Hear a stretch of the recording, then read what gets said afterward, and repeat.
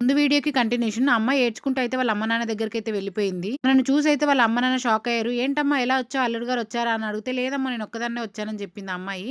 "అదేంటి నువ్వు ఒక్కదానివే ఎలా వచ్చావు?" అని అడిగితే వాళ్ళ అమ్మ, "నడుచుకుంటూ వచ్చానమ్మా" అని చెప్పింది. "నువ్వు ఒక్కదానివే ఎందుకొచ్చావు? అల్లుడు గారు రాలేదా?" అంటే, "రాలేదు" అని చెప్పింది. ఇప్పుడు ఆ అమ్మాయి ఇలా అడుగుతుంది. "అమ్మ అల్లుడు, అల్లుడు అంటున్నావు. ఇంతకీ అల్లుడు ఎవరమ్మా?" అని అడుగుతుందనమాట.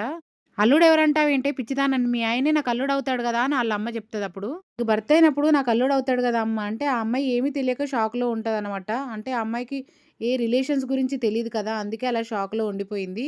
ఇంతకి "నువ్వేమైనా తిన్నావా లేదా?" అని అడిగితే, "ఏమీ తినలేదమ్మా" అని చెప్పేస్తే, "పోయి మొహం, కాళ్ళు, చేతులు కడుక్కోపో. అన్నం వడ్డిస్తాను తిందువు" అని అంటది వాళ్ళమ్మ. సరే అమ్మా అని చెప్పేసి తను వెళ్లి కాళ్ళు, చేతులు, మొహం కడుక్కొనొచ్చి అన్నం తింటదనమాట. తిన్న తర్వాత వాళ్ళ నాన్నొచ్చి, "ఎప్పుడొచ్చావు బిడ్డ" అని అడిగితే, "ఇప్పుడే వచ్చాను నాన్న. అల్లుడు గారు ఎక్కడ?" అంటే, "అల్లుడు గారు రాలేదు నాన్న" అని చెప్తది ఆళ్ళమ్మాయి.